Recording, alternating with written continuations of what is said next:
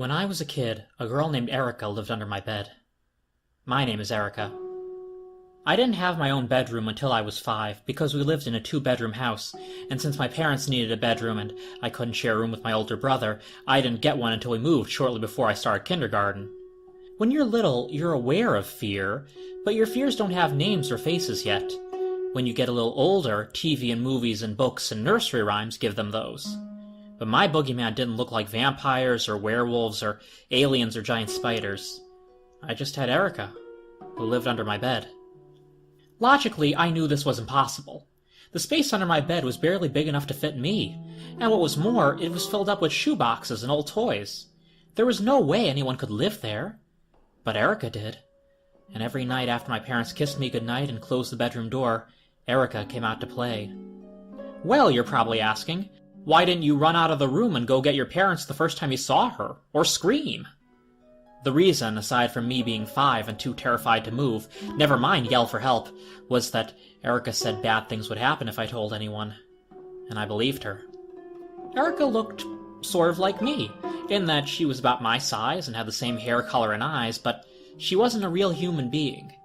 It was like if someone tried to make a puppet of me and got most of it right, but it was still obviously a puppet. Only Erica wasn't. She didn't have a tongue or teeth, just a mouth that opened and closed like a flap over a black pit, but she talked and she sounded like me. Kind of. Her voice was just a little too shrill and forced, like when an adult is doing a voice for a kid character on TV. I'm not sure what prompted Erica's existence, but she stuck around almost every night for the last 2 years of my parents' marriage. For some reason, they never heard her, but a lot of times they would fight after they thought I was asleep, so maybe they just didn't. Or maybe I was the only one Erica could talk to. She liked to open up her torment with a song most of the time. I was trying to close my eyes when she popped up from under my bed, scrambling too fast on top of the covers, kneeling down in front of me eagerly, her face inches from my own. I squirmed backwards against my headboard.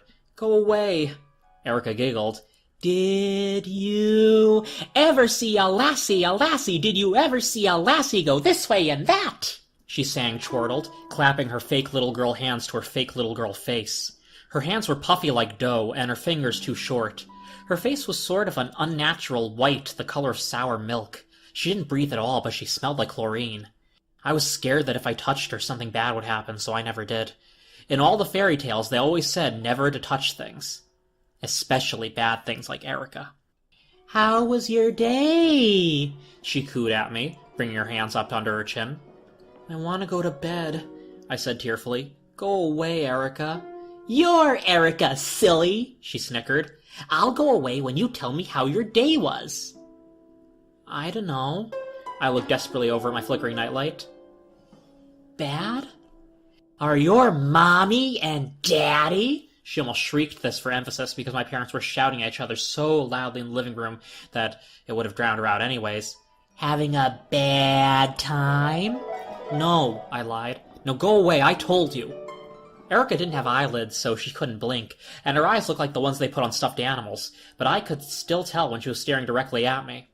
"That's no fun," she pouted. "I'm sorry, Erica. They're mean."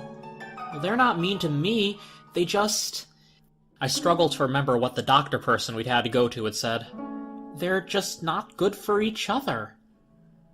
Erica seemed to consider this, and then poked my forehead with one doughy finger.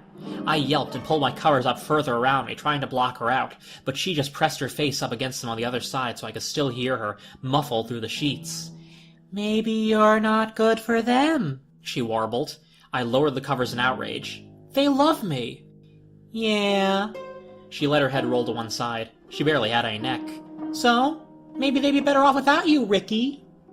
Only my dad was allowed to call me Ricky, and I felt my stomach turn over sloppily. "That's not true."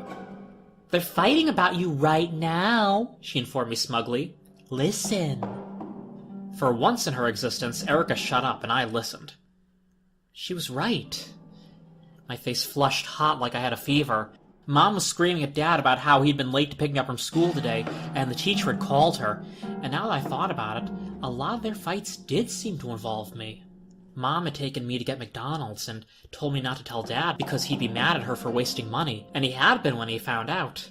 Dad let me walk 2 streets over to the park, and when Mom got home and we weren't there, she and Dad had been furious with each other all through dinner.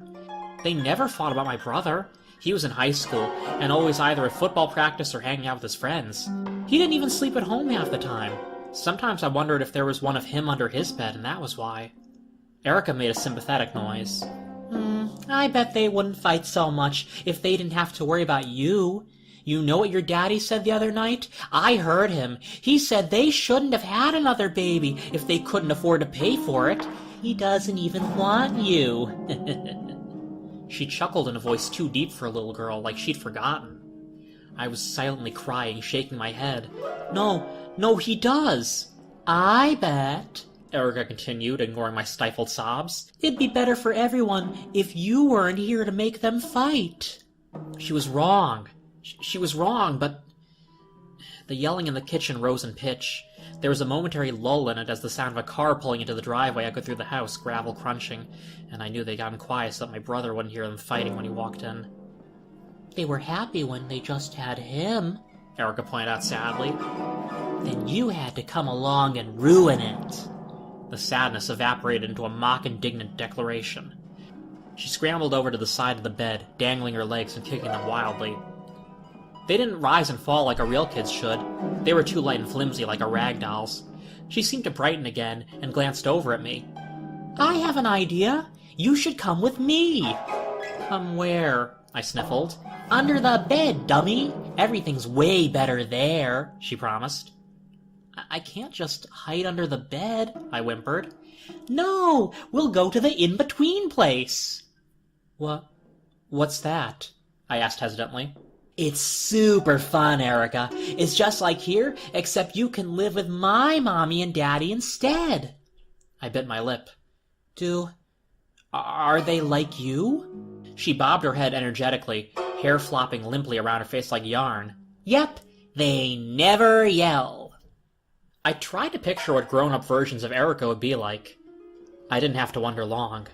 There was a rustling from under my bed, and a long, limp arm slowly reached up around the covers, grasping at the air. It looked rubbery. That's my mommy, Erica cooed, patting at the hand.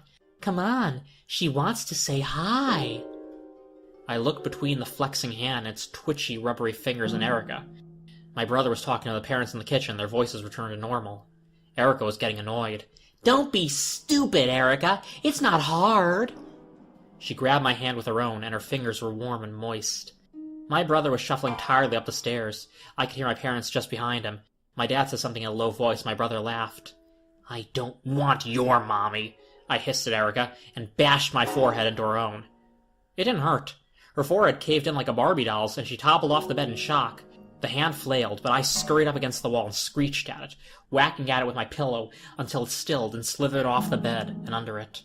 The door of my room creaked open. Ricky? It was my dad, his face creased in concern, backlit by the light from the hall. Did you have a nightmare? I want to sleep with you and Mommy, tumbled out of my mouth. And he paused, but slowly nodded, holding out his arms to me as I practically launched myself off the bed and dashed over to him.